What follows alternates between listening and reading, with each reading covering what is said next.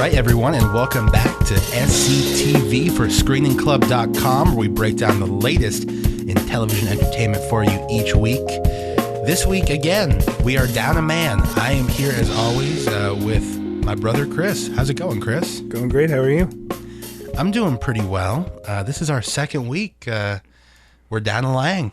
Yeah, it only got colder since last week. It only got colder. So if winter is coming for Mike. Yeah, if last week it was too cold for him, it's definitely too cold now. I know. We briefly talked about Mike's apparent inability to come over and get with us to do the podcast in the cold. We'll have to talk with him more about this. Although today, we are very lucky. We have a very cool interview today, and Mike did make an appearance to do that interview. So for the second half of this podcast, guys, you are going to be hearing our interview with a very funny guy, a very talented guy named Collin Smith, an actor from the HBO new drama, The Young Pope, which we're also going to talk about today. And a few other things of interest here today. Anything going on with you this week, Chris? How was your week of TV watching in general? It was good. Finally have some shows back. I know. It was getting annoying to have everything gone. Of course, I have Madam Secretary, which never stopped, Chris. Yeah. Although I haven't. And then the new Celebrity Apprentice, I missed out on this week's stuff. But like we talked about last week, not Chris. And we did, just a little teaser, we did talk with Collin a little bit about the Celebrity Apprentice, about Arnold. So definitely wait and check that out. Right after our first half here, Collin gave some great insight into a number of his projects and some stories from on set with the young Pope and cool stuff like that. But let's do this, Chris. We both checked out this new show. Why don't you give us just a couple of words about what it is? Taboo. Taboo is a Tom Hardy vehicle on FX. He is a explorer guy at a young age. Went off to Africa for almost a decade. He comes back on the day after his father died, or shortly after his father died, to kind of recoup his family fortune, and obviously the vultures have been circling. I got pretty excited about this when you brought it up last week, because you described it as Tom Hardy is a crazy British man that comes over to the U.S. Now, that didn't exactly happen. Didn't happen in the first episode, but there was it's implied that he will be going to the U.S.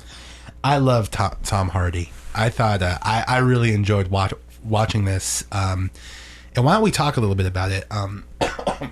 If you guys haven't watched season 1, episode 1 of Taboo, we are going to have some spoilers here. So let's just talk for a second. So Tom Hardy is this guy James Delaney, right? Mm-hmm. I believe that's his name, and he is a crazy looking dude. Like when he was sitting in that church, didn't he have like a weird thing on his face? Do you know what I'm talking about? Well, he has the scar on his eye.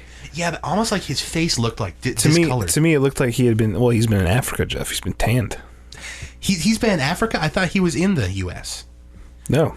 I thought he returned from the U.S. No, he returned from Africa. Okay, I was confused. Yeah, that makes more sense. So he was in Africa doing probably some sort of crazy shit, right? Well, he's been plundering Africa, but it's assumed.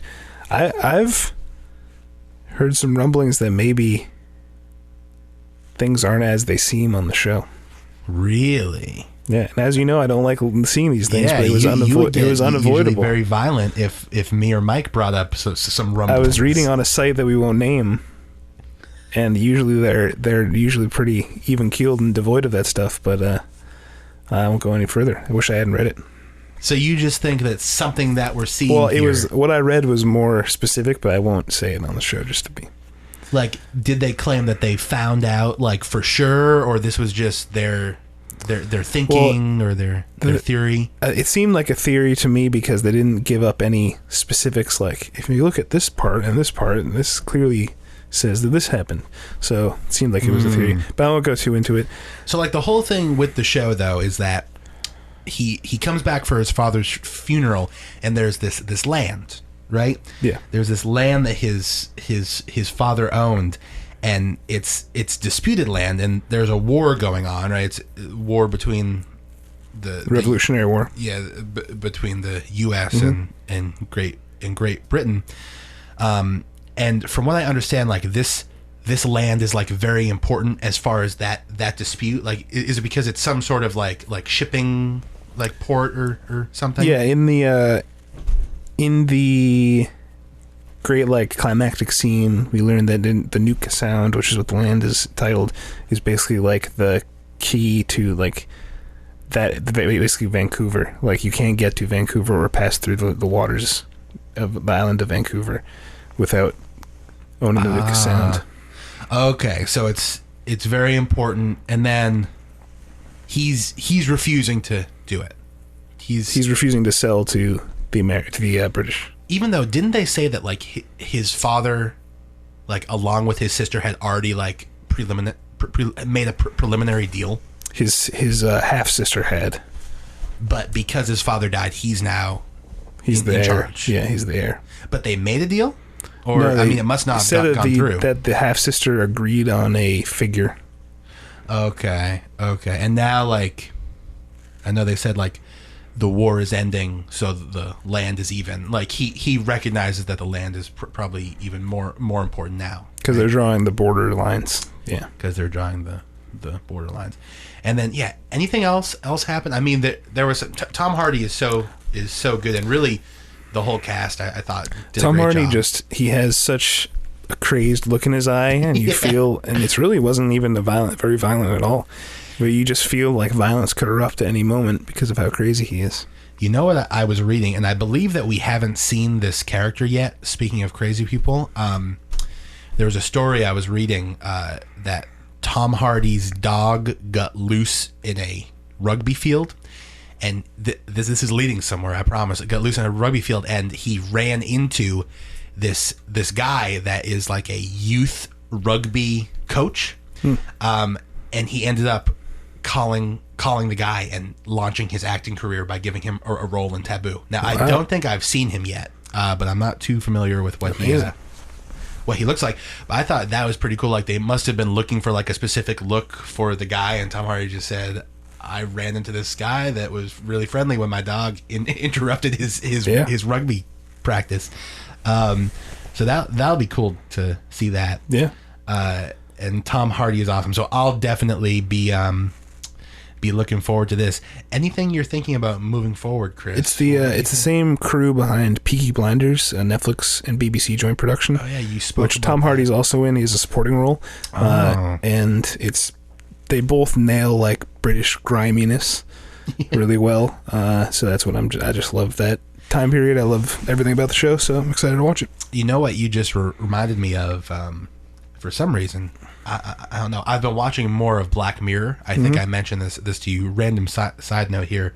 Black Mirror, there always seems to be more than I thought. Like, for some reason, the first time I was looking through the seasons, like, are some seasons only like a handful of episodes? Yeah, I think like some are only like 4 episodes or something. Then there's a Christmas special. I saw that one. That was really good. I mean, they've all been really cool. I especially liked. Well, I think it was the one that friend of the pod directed, the Dan video game one. Yep. Right. Yeah. Or the video game company. Yep. That was really cool. I saw one that I haven't finished watching yet, though. About the bees. So Hated in the Nation, I think it's called. Yeah. That one's really long. They're not all that long, right? That one's like an hour and a half long. I think they're all just like. Just whatever the director wants to their script. Yeah. Okay, cool. Well, very cool. Taboo. Good job, Tom Hardy and company. We'll be tuning in to see what crazy things James Delaney does. Let's talk about the new HBO. We'll definitely be watching this one too. The Young Pope. I definitely have some thoughts on this, but I'd love to hear your initial reactions. Now, of course, HBO is releasing this 2 times a week on Sundays and Mondays. So because we're recording this on Tuesday, we've been treated to 2 episodes. Yep. So we've seen both of the first ones. So guys, if you haven't seen The Young Pope season 1 episodes 1 and 2, there's going to be some spoilers now, just to give you a warning. But Chris, what did you think? I liked it a lot. There was obviously this very striking opening scene, which I'm sure everyone is talking about. With the babies, or you're talking about the big speech? And the speech, yeah, all of it. Yeah. It was really good. Yeah, and I liked the juxtaposition between that initial speech in his dream to the speech he actually gave in the second episode. The speech he actually gave, I mean, we can talk about it, but like it was so like tension awkward. Like it was so. I mean, we're delving right into it right now, but in that, I like the second episode a lot better than the first episode. Because you felt like the first episode was a lot of setup, as a lot of first episodes are, a lot of pilots. So I kind of give it a pass for that. But the second episode, you kind of felt like, oh, this man's really got like a plan. This man, like, you could see why this man became Pope. Like when he was giving the speech about like all the famous artists not showing their photo, you kind of saw a glimpse into that he maybe had a master plan. But that speech seemed to go against that to me. Because that speech wasn't veiled in mystery as he was. The speech was just filled with hate. Yeah, the speech was just basically saying that no one is accepting God the way that he wants them to, right? The way that God wants them to, yeah. Yeah. Like, that. I mean, let's talk more about that later. But yeah, if we talk more grandly, though, the thing I like about the show is that there's so much good content to be made out of, like, the idea of a show about the backroom dealings in the Vatican is an amazing, like, idea. And I'm surprised. I know that some, especially modern days, I know, like, Da Vinci's Demons has touched on it, and I think Rome touched on it a little bit. Like, it's dealt on it a little bit in, like, the earlier years, but to do a modern show set in the Vatican with, like, all the backroom dealings is, like, so really cool to see, like, the cardinals with their cell phones and, like, that sort of stuff with the iPads and, I think Paolo Sorrentino, so good. Like, it just, the direction in this. Okay, I did want to say this. So sometimes I got a feeling like, and I don't know if this will make sense to you, Chris, but there's this sort of like, and I know this was it BBC? I think it's Sky Atlantic and HBO. I think BBC might have been in there as well. But like, you just sort of get this, like, there's a sort of feeling that you have of like a 1990s BBC produced drama that, like, I sort of got parts of when we were watching this, but then I also got like feelings like we were watching like a really high quality, like, Italian foreign film. Like, oh yeah, some of the stuff in here is just like so well done. Like, oh my gosh, some of the stuff. And no, like, when he's giving the initial dream speech, like, some of it was like a little kooky, and like, I'm happy that it turned out to be a fake speech. We get like the cardinals falling over and stuff like that. Like, when I saw that, I was like, that doesn't really fit. But then, like, it fits for it to be a dream, you know. And then, okay, a couple of cool moments that I'd like us to talk about. You mentioned briefly, you know, when he meets with the marketing woman, and he's giving his big talk about you know, how he doesn't want to be seen and all of that. Man, the interaction there was just so cool. And know what? He has so many of these interactions where it's so, like, eerie, and you just don't know where he's coming from. Like, it's like, is he being serious? Like, and then like I think, to me, the biggest moment, and I think this happened in the second episode, when he's talking to, I don't know what the guy's, like, official role is, but the guy that takes all the confessions that he's hitting up for information. And when he confesses the second time and starts saying that he doesn't believe there's a God, and just, like, that guy's reaction, and then Jude Law's, like, that seems to be, like, his classic thing, to, like, say what he maybe really feels. I don't know. It's like, that's the thing about the show. You really don't know what his grand plan is, or even if he has one. I know, because like you don't know the truth when he says stuff like that, like when he's very seriously telling this guy that he doesn't believe in God. Is he trying to oust the truth from him, like to see if the guy doesn't care and then like completely own him for it? Or is that like a little insight into what he really thinks? I don't know. I think sure we'll see. Yeah, it was pretty. But his interaction with the marketing woman, I'm forgetting her name, was really, really cool. Like, not only was he was talking about, he mentioned Daft Punk and stuff, so it was cool, like again, to see. He's a young pope, Jeff. Yeah, he's the young pope. It was cool to see that it was like modern, but also he's just like crazy. Like, I really enjoy that character. I feel like there's so much to open up with the young pope with Lenny, although we can't call him Lenny.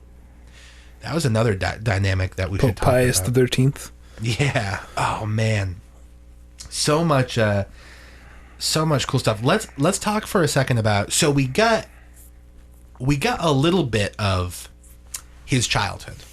Mm-hmm. So we've learned that he was given up when he was like 7 or something. Yeah.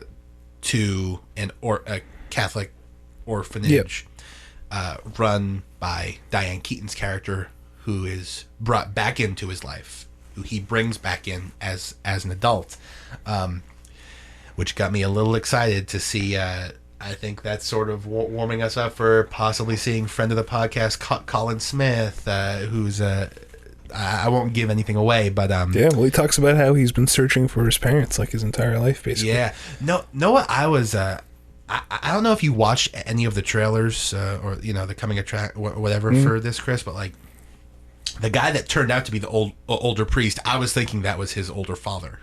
Were you thinking that? No.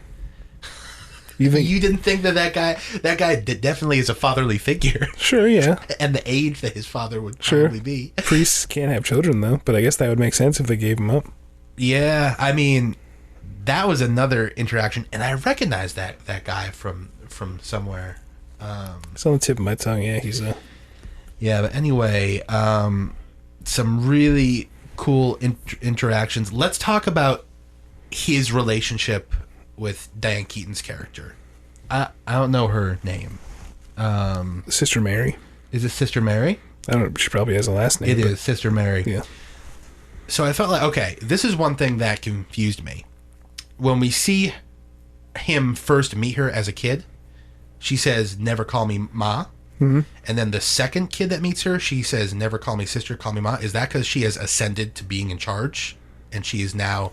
Because isn't the nun that's in charge called Mother? Isn't that what the nun that's in charge called? If it's not that, then why did she not let Lenny call her Ma, but she wanted the other kid to call her Ma? I don't know. Another mystery. Yeah, I mean, I thought that maybe it was just showing that she had ascended since Lenny came and was now... But still, you wouldn't call... Like, that's not an official term, Ma, right? No. Like, that's a very sort of, like, casual term for me. But really interesting sort of just in these 2 episodes watching how he sort of turns on her. Like, clearly trusts her very much, is using her, her knowledge, her insight. Really, she's the only person that's allowed to, like, talk casually to him. Yeah. Well, he didn't like how she was saying "we" in reference to the Pope and him. Yeah, that's he where the turning really point didn't was. like that, and then sort of publicly insults her. But then we have towards the end of the second episode, like, the whole she slaps him, and, like, I think there's still definitely... Yeah, there's still some, like, there's a relationship there. Yeah, I think that was pretty cool to see where that went in 2 episodes, and then just to see where that might go moving forward. Another really cool dynamic just in these first 2 episodes is between the young Pope and I think Cardinal Voello, like the main guy that was talking to him the most. Yeah, the guy that has launched an investigation against him. Yeah, the guy that was looking at the Venus of Willendorf. Yes, and he wrote the speech. Yeah.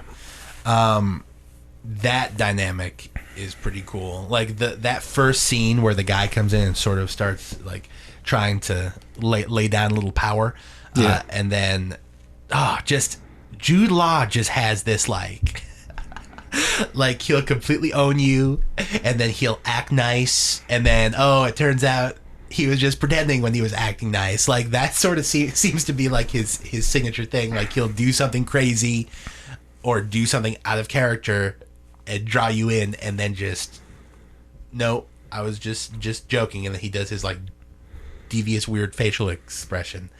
But I don't know what's gonna happen. Like, Chris, you might know more about this, but this whole like, so that guy is the Secretary of State. Like that's what they keep referring to him as. Well, the Vatican is a state, yeah. So is that guy, do you know, like, is he just the Secretary of State of the Vatican until he decides to be done? Is he like the Pope? Like the Pope is like the leader until he decides to be done? Like, I don't know.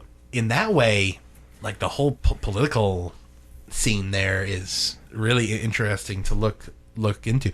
Chris, maybe you can look into it a little bit as our history buff and give us a lowdown next week. Before we move on to our great interview, I did want to mention one thing. Yes. The Venus of Willendorf is not owned by the Vatican. It is in fact in Vienna, Austria right now on display in a museum. And it made me very, not angry, but it did annoy me that the Venus of Willendorf, like they thought that people would think it was okay that like the Venus of Willendorf was in just the Pope's office for some reason. Not even on display for people. One of the most important artifacts. I don't know what that is, Chris. It's the Venus of Willendorf. It's like one of the oldest religious relics ever found. So that was a factual error? Yeah. Is that what you're saying? Well, I guess it's possible in like this future, in this alternate timeline, the Vatican somehow bought it. Why do you think they would do that when they're like clearly they've done their background? Well, the symbolism, Jeff. Research. Okay. Well, what is the symbolism? It's a pagan religious figure, and this head of state of the Vatican is like fawning over this pagan religious figure. Well, that's an interesting fact. That is interesting because they clearly, they want to focus on it. Yeah. I want to bring up one more thing about this episode, Chris. Sure. I thought one of the funniest moments was this ongoing thing where he wanted to talk to that one guy. Do you remember what that one guy was? He had like a long title, like he was the member of he was the leader of something, the guy that turned out to be gay. I think so, yeah.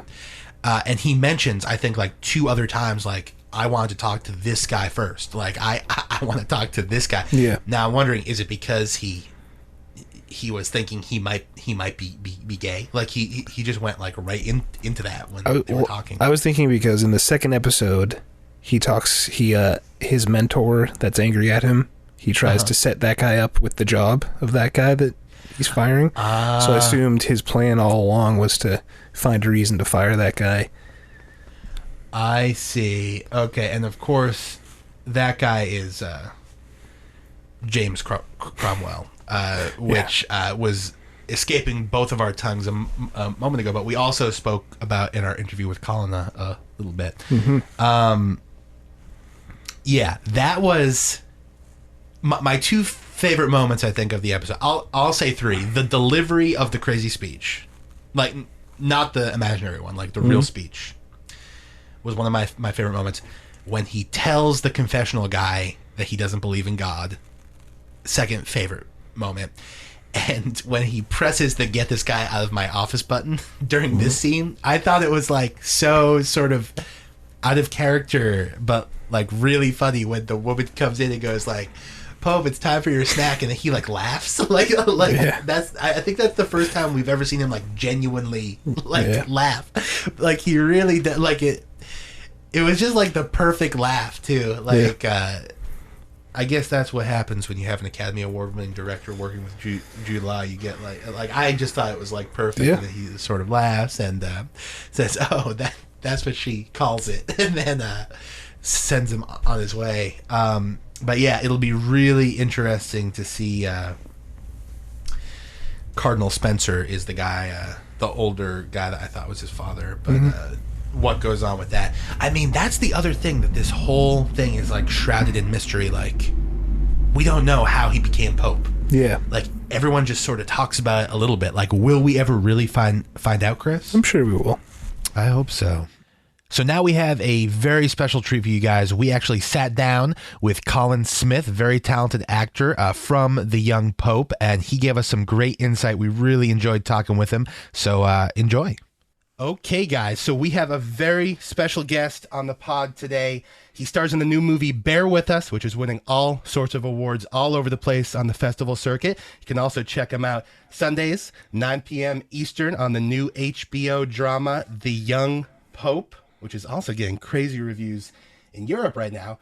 Ladies and gentlemen, please welcome to the podcast, Mr. Collin Smith. Welcome, Collin. Hi, thanks. Thanks for having me, guys. We are so pumped to have you.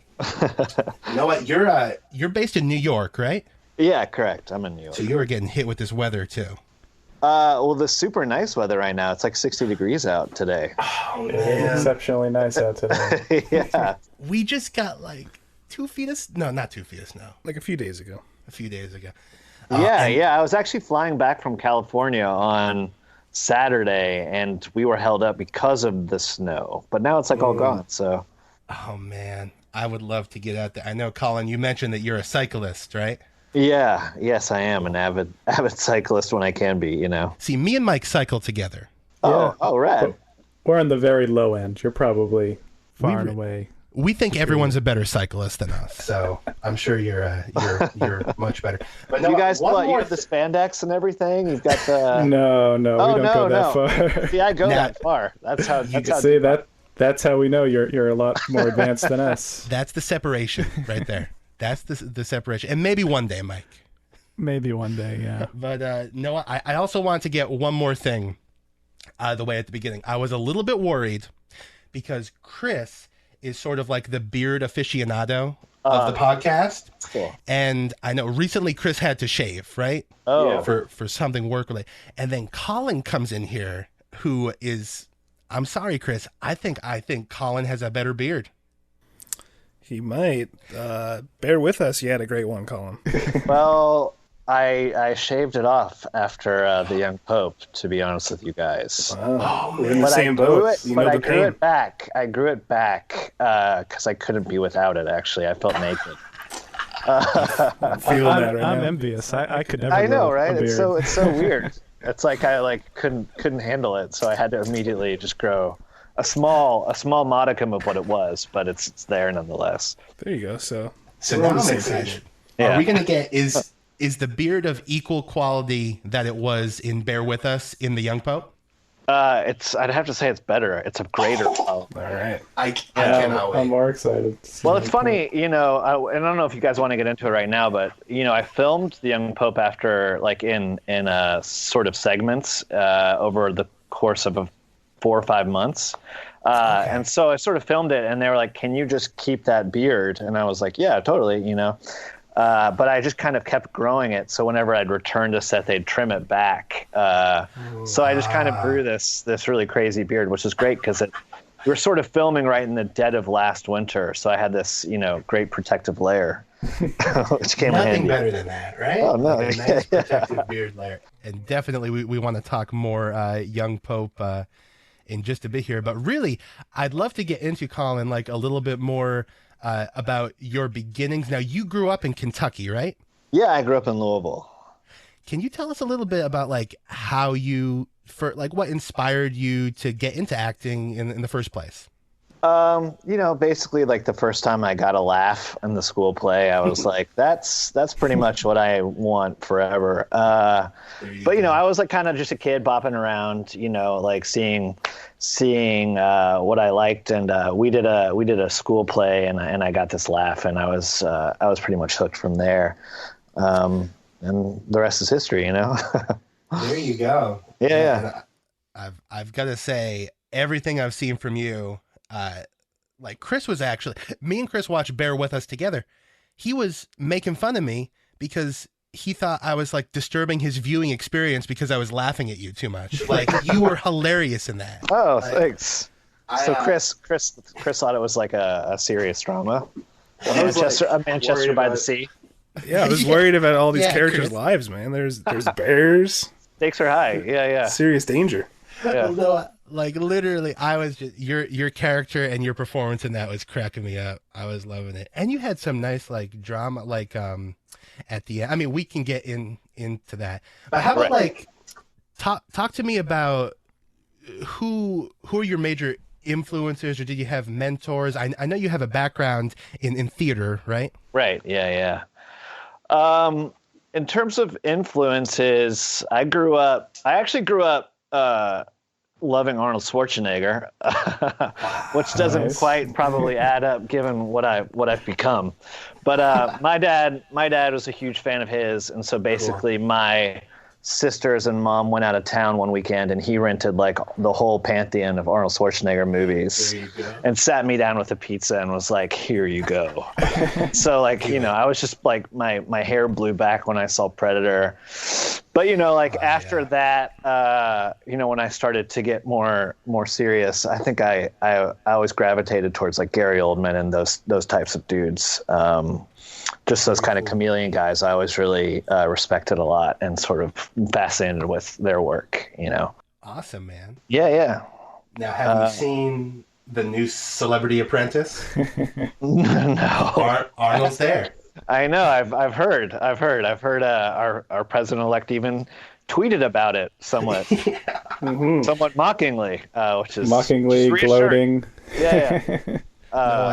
But I haven't seen it. I haven't seen much of Arnold's most recent work, to be totally honest with you. I think that's after Junior, it's kind of been a wash.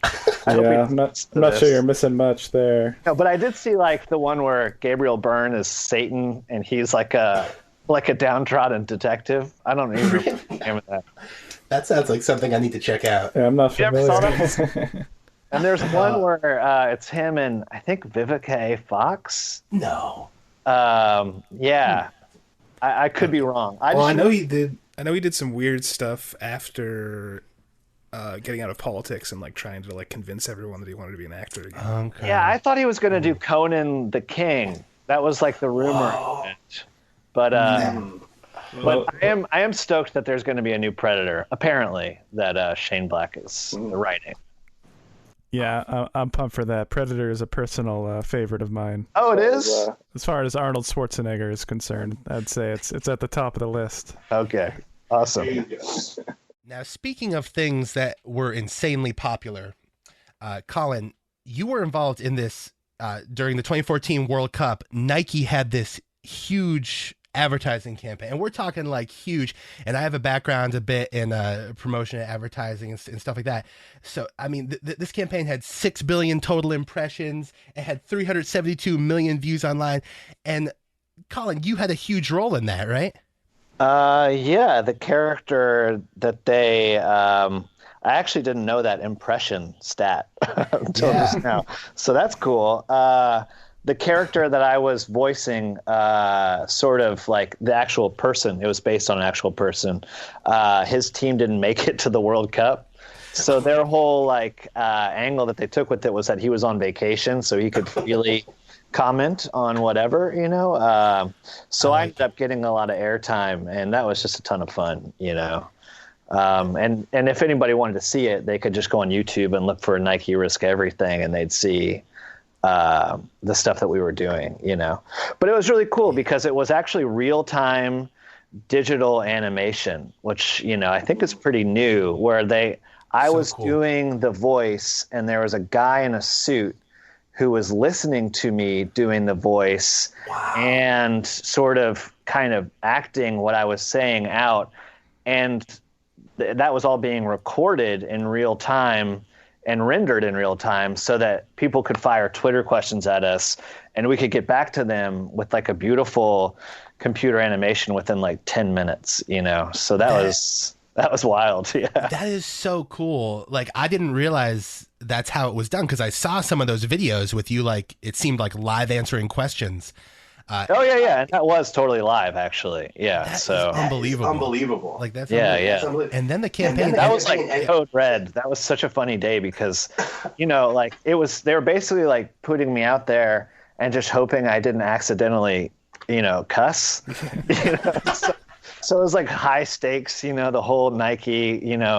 Well, the Nike people were there, and the ad company was there. There was like a breaking case of emergency button, where like if anything went wrong or if any of the people I was like talking to like suddenly went off, they would just like shut it down. But it actually, fortunately, it was totally a great time, and we were just having a ton of fun, and it was cool.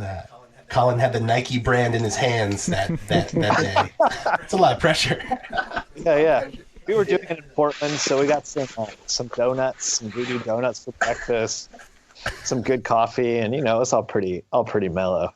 I love it, and then the whole thing ended up winning like a gold medal at cons, right? I think it did, and a good friend, I had a good guy who's now doing Nike in Europe, and his name is Al Mary, and he was just really smart and funny writer, and he and I were doing a lot. He was doing a lot of the writing, and I was adding color where I could, so there was a whole team of people on it though, so it was rad, totally rad.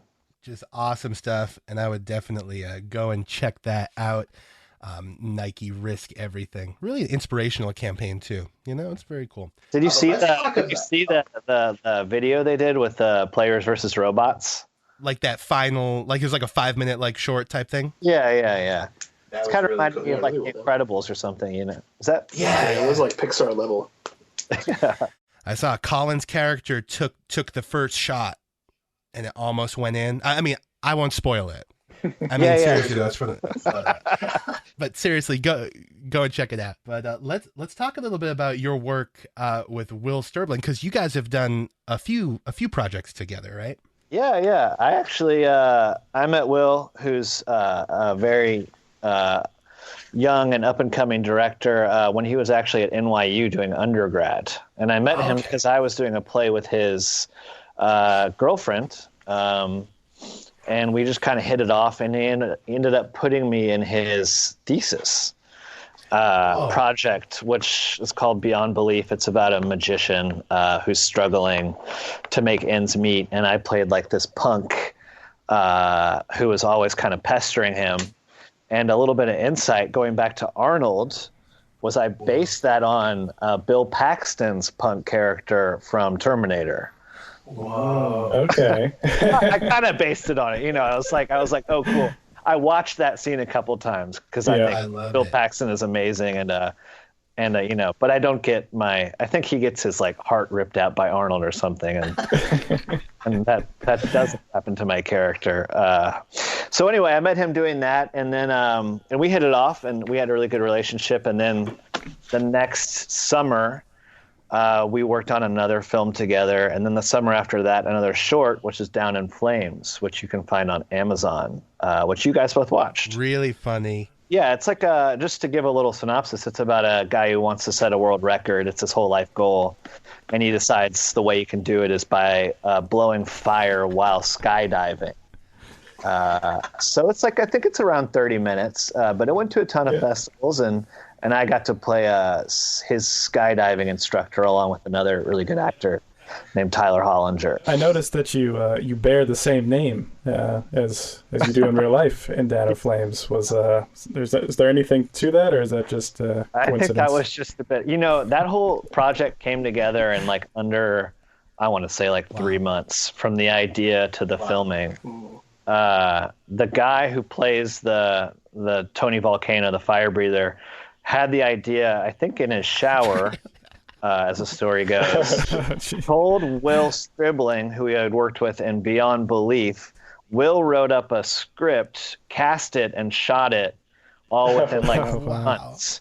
And by the next summer, it was in festivals. So it was a lot came together, and we got to do actual skydiving in it. Oh, that was you. It could be me. Conceivably. It sure does look like you. We were in a plane, but that's all I'll say. We were in the plane. Yeah. Okay. When I saw you in that plane, I was like, "Is this Collin? Like, is this happening?" Yeah, that was kind of a no acting required kind of a day. When you're Right. with the parachute on. Just kind of have a good time and go with it. I just got to comment. Your guys' reaction when your characters hit the ground at what had just occurred, I thought was probably the funniest thing in that movie. No spoilers. I'm not spoiling anything, but that was a highlight for me. Oh, nice. I do just want to ask you about that actor, R.J. Lewis, correct? Yeah, RJ. He seems like a really interesting character. He is a very interesting character. And he's been in all three of these Stribling films, if I'm not mistaken. Is that correct? Yeah. What's the deal with that guy? Is he just... he's a magician. He's a magician. Is he really? Yeah, he's a real magician. He's actually, I think right now he's working on a cruise ship doing a magic show.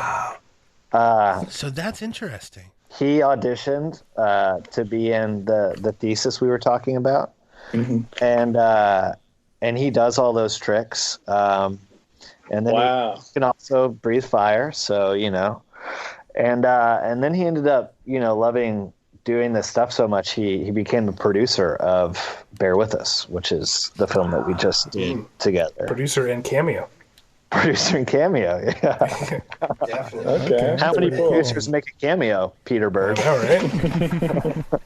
It's definitely. They love to throw themselves in there. I want to talk about Bear With Us, and definitely, guys, go check out Down in Flames. Though I think it won Best Comedy Film at last year's Comic-Con. I think so. Really, it did, good stuff. Wow. Yeah. But Bear With Us. So me and Chris watched it.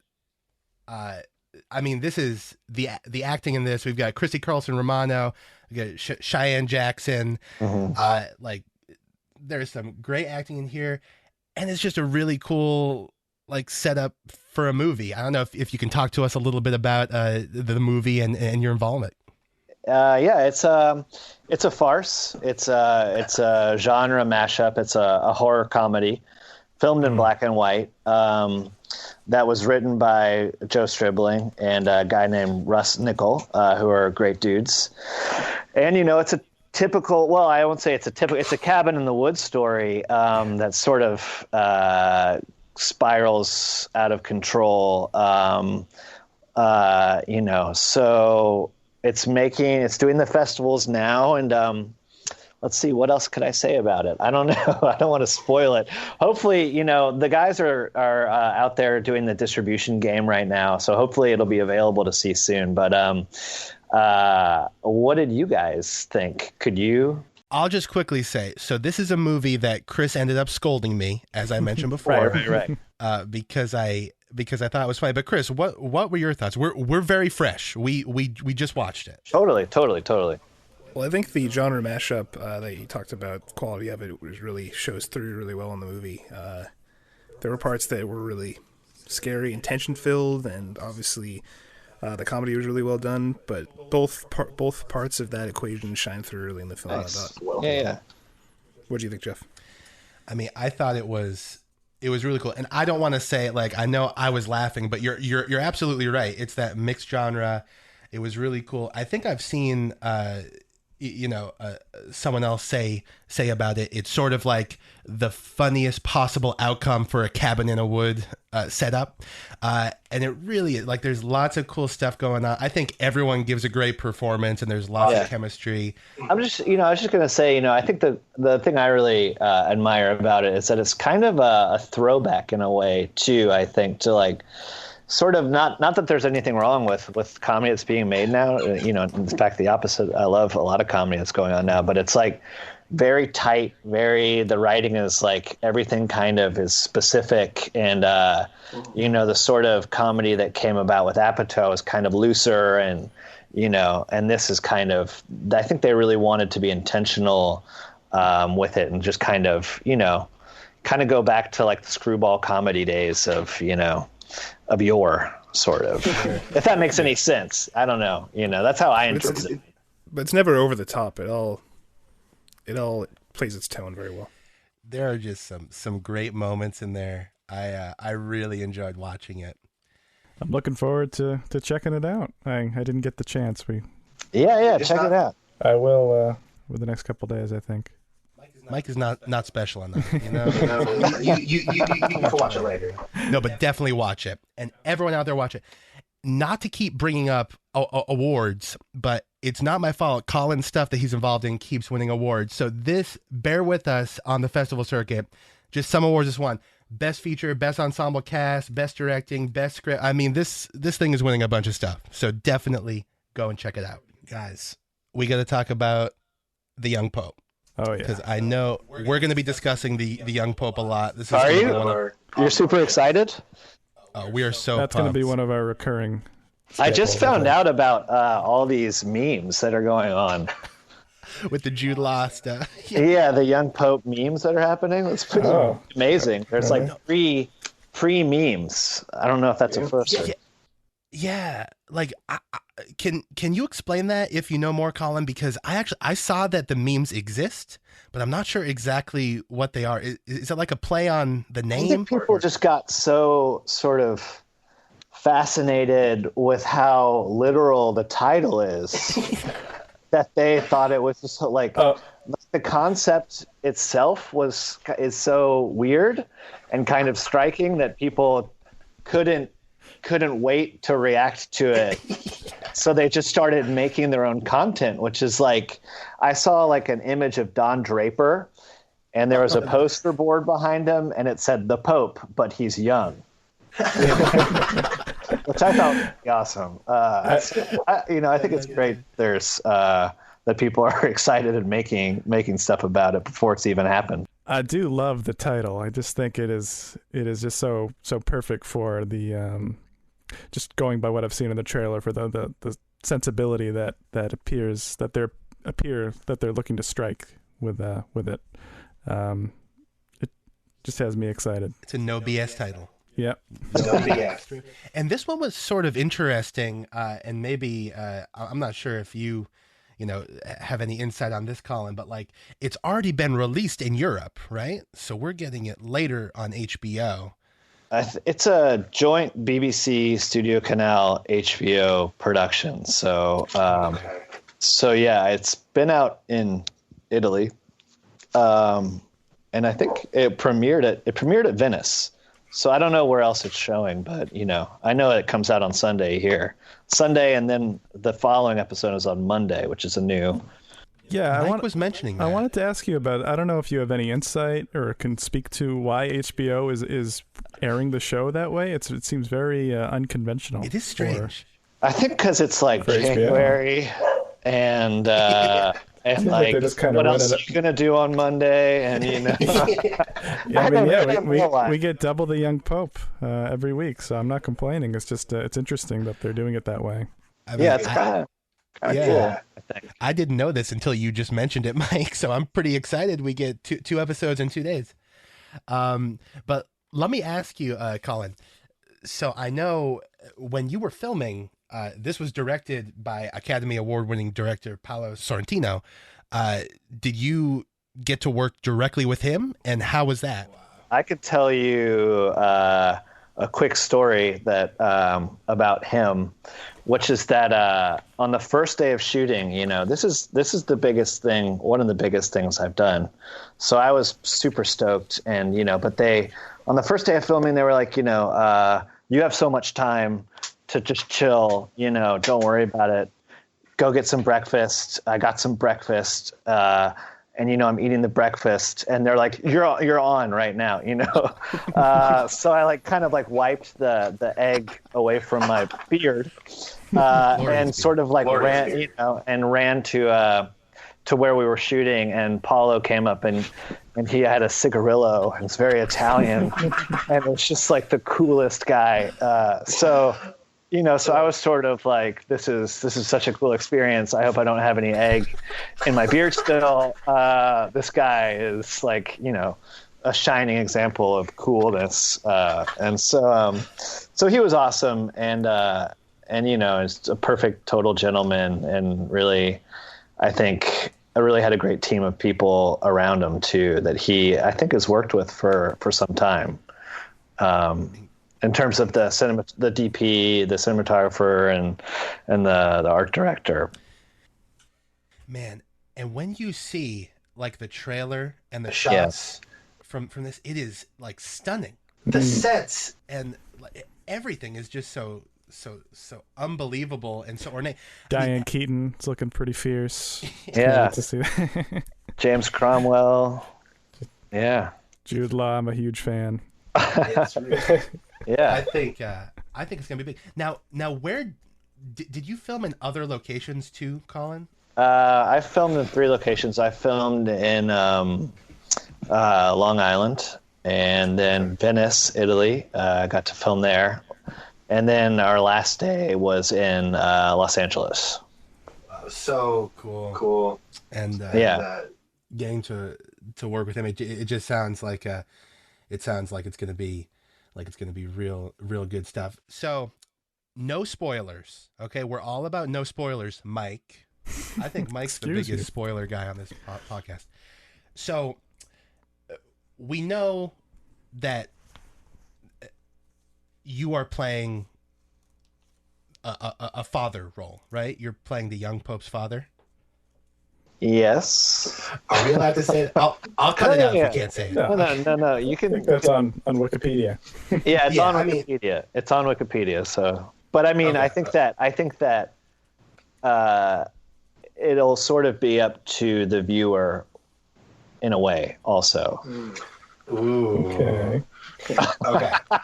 So I can tell we're grasping for the information. Man, I know. No, we don't want to push Collin, but like, okay, I want to bring this up. So, Collin, we have something on this podcast called a screen bet, and I'm struggling because I don't want to try to push Collin for any info, and we're not going to do that. Although I think it's super cool that he gets to play someone that clearly has such an impact on like the psyche of the main character. But here's what I want to do, and I'm springing this on you guys too. Clearly from the trailers, the young Pope does not have a good relationship with his father. I want each of us to guess what happened during childhood, or I guess at whatever point, that caused this rift between the young Pope and his father. Now, Collin, I don't know what Collin knows, but I'm not asking for any info. All I want Collin to do is just rate us each on a scale from 1 to 10. No pressure. Okay? Are we all cool with what's this? What's the like rating? Like 1 is like meh, and 10 is like that sounds pretty cool. Yeah. Okay. So, like, it's not like true or false. It's like, yeah, it's more, and really, I think the rating system can be whatever you'd like, Collin. Like, you can sort of gauge, like, know what, that feels like a 3. Okay, yeah. Okay. So, because I've had time to think about this, I'll say mine first while you two think. So this is Jeff's official entry into the young Pope screen bet. I think what happened is that the young Pope, and I have no idea, I haven't seen anything, obviously. I think the young Pope had like a very conservative upbringing and like very religious, and his father really like pushed that on him. And then he sees his father do something crazy that like is not in line with those beliefs. And then he's sort of like, screw this guy. I don't like him anymore. And I'm going full throttle on my beliefs. Like I'm going even more hardcore with my beliefs. Okay, so that's my nomination, Collin. Just 1 to 10, however you feel.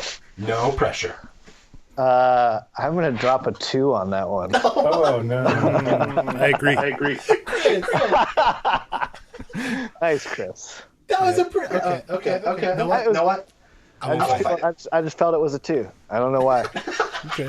I mean, I will fight Chris. You know, it's all good.